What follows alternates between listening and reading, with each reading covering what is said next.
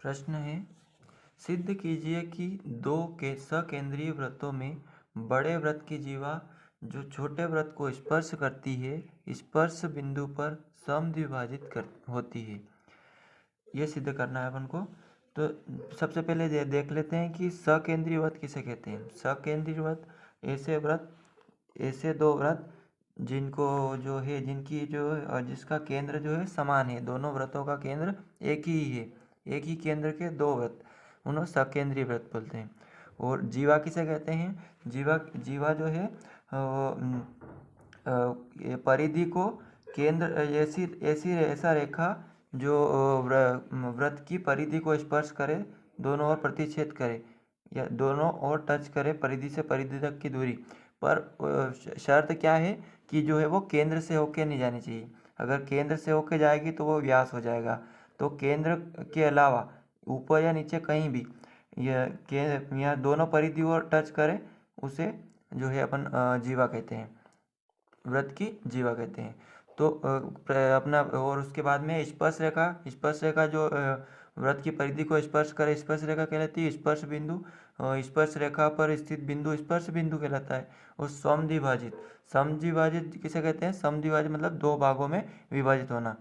ये अपन ने जो शब्द देख लिए, इनके शब्दों का अर्थ देखे। अब सवाल सिद्ध करते हैं कि दो सकेंद्रीय वृत्तों में बड़े वृत्त की जीवा जो छोटे वृत्त को स्पर्श करती है, स्पर्श बिंदु पर समद्विभाजित होती है। स्पर्श बिंदु पे जो समद्विभाजित होती है। तो शुरू करते हैं। दो वृत्त बना लिए अपन ने, एक ही केंद्र वाले दो वृत्त बनाए। वो लिखेंगे कि ओ जिसका जो केंद्र है वो ओ है, दोनों वृत्तों का केंद्र ओ है। जो बड़ा वृत्त है उसको C1 नाम दे देते हैं, छोटे वृत्त को C2 नाम दे देंगे। और अब एक जीवा बनाते हैं। जीवा बड़े वृत्त पे है, बड़े वृत्त की जीवा, तो जीवा किस पे है, बड़े वृत्त पे और छोटे वृत्त को स्पर्श करते हुए। ये अपन ने जीवा बनाई स्पर्श करते हुए बड़े वृत्त पे, और इसका नाम दे देते हैं कि AB जो है जीवा है, ठीक है। और स्पर्श कर रही है, स्पर्श बिंदु का नाम दे देते हैं अपन P, ठीक है। अब लिखेंगे हल दिया है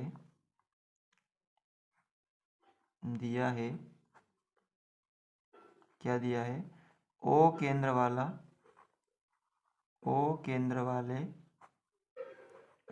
वाले कितने वृत्त, दो वृत्त, दो सकेंद्रीय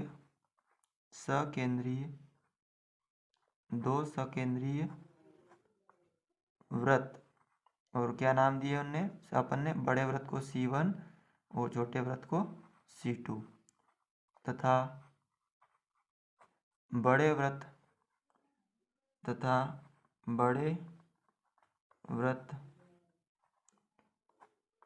C1 की जीवा, बड़े वृत्त C1 और इसकी जो जीवा है, बड़े वृत्त की जीवा है AB, वृत्त की जीवा AB जो छोटे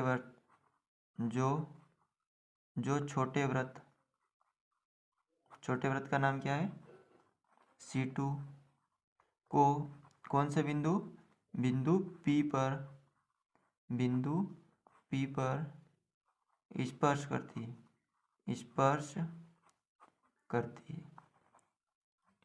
करती है। जो अपन को जो चित्र में है, इस चित्र से देख के लिखा अपन ने कि O केंद्र वाले दो सकेंद्रीय वृत्त हैं और C1 और C2, और ये दो सकेंद्रीय वृत्त हो गए। और बड़े वृत्त की जीवा AB और जो छोटे वृत्त जो C2 है उस पर एक स्पर्श बिंदु P पर स्पर्श करती है। जो अपन को दिया था वो लिख दिया। अब सिद्ध क्या करना है, लिखेंगे सिद्ध करना है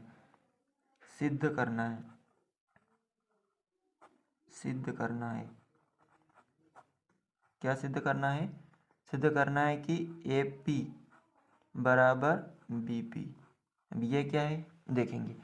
AP क्या है, A से B तक की दूरी और B से B तक की दूरी, B से P तक या P से B तक, ये जो दोनों दूरियां हैं ये समान है, बराबर है। ये अपन को सिद्ध करना है। इसमें भी देख लेंगे कि दो सकेंद्रीय वृत्तों में बड़े वृत्त की जीवा जो है, बड़े वृत्त की जीवा AB छोटे वृत्त के स्पर्श को स्पर्श कर रही है और स्पर्श बिंदु पर समद्विभाजित होती है। जो जीवा है वो दो भागों में विभाजित होती है, समान दो भागों में विभाजित होती है। दो भाग में टूटती है वो दोनों समान है। ए से पी तक की दूरी बराबर है पी से बी तक की दूरी की, या बी से पी तक की दूरी के बराबर है। ये अपन को सिद्ध करना है। अब रचना करेंगे। रचना लिखेंगे। रचना अपन ने क्या किया, रचना में जो अपन कुछ इसमें मिलाने का काम करते हैं उसको लिखते हैं। तो अपन ने ओ से पी को जो है मिलाया, तो लिखेंगे ओ पी रेखाखंड मिलाया। ओ पी रेखाखंड मिलाया, खींचा या मिलाया, खींचा लिख देंगे, खींचा। ओ पी रेखाखंड खींचा। उत्पत्ति में क्या निष्कर्ष निकला वो लिखेंगे। ये जो अपन ये प्रमेय वाले सिद्ध करते हैं तो उनमें क्या दिया है, क्या ज्ञात है, क्या रचना करी, क्या सिद्ध करना है और सिद्ध हुआ, ये जो पॉइंट है ये अपन को लिखने होते हैं। तो उत्पत्ति में लिखेंगे वृत्त C2, जो छोटा वृत्त है, छोटा वृत्त C2 के बिंदु के स्पर्श बिंदु, कौन सा स्पर्श बिंदु, के स्पर्श बिंदु P पर जो है AB क्या है, स्पर्श रेखा है। AB स्पर्श रेखा है और OP O से P तक की दूरी जो है वह त्रिज्या है। दिख ही रहा है कि केंद्र से परिधि तक की दूरी त्रिज्या पर कौन सा वृत्त की, छोटे वृत्त की त्रिज्या है। और क्या निष्कर्ष निकला, अतः प्रमेय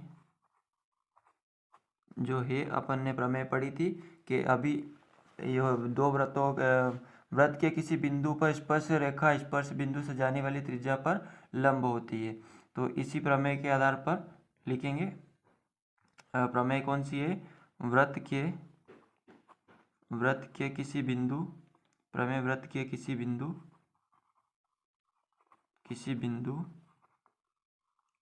पर स्पर्श बिंदु से जाने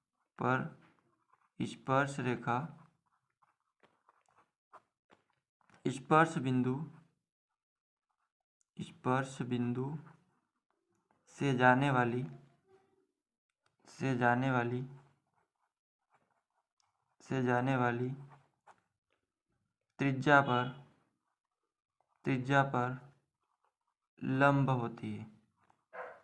होती है। ये प्रमेय भी अपन ने सिद्ध की है।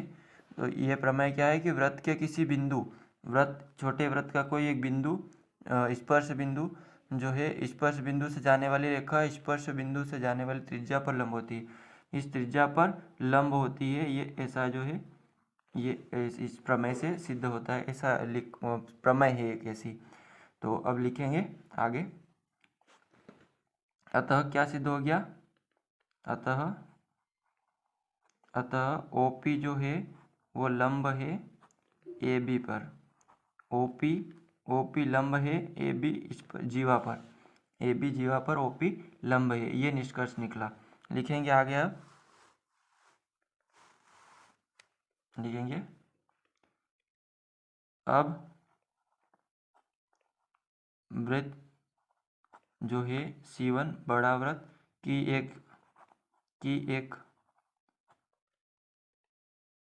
एक जीवा, C1 की जीवा है AB, जीवा AB है, ये है निष्कर्ष है सही। और जो वो लंब है OP उस पे लंब है AB पर, ये निष्कर्ष निकला। ठीक है कि OP जो है वो AB पर लंब है। अतः OP जीवा AB को समद्विभाजित करेगी, दो भागों में विभाजित करेगी। जो OP पर जो जीवा है वो समद्विभाजित करेगी, AB को, जो जीवा को दो भागों में विभाजित करेगी, समान दो भागों में विभाजित करेगी, समद्विभाजित करेगी। समद्विभाजित करेगी। क्यों करेगी? क्योंकि केंद्र से जीवा पर खींचा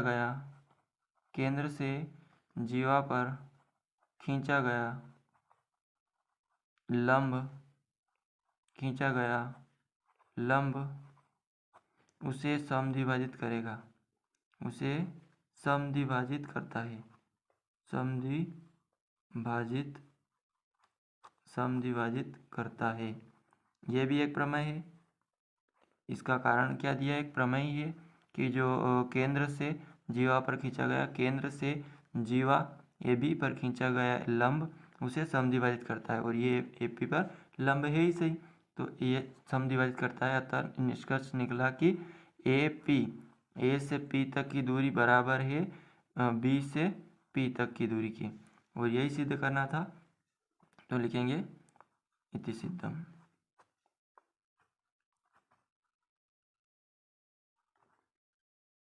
यही सिद्ध करना था।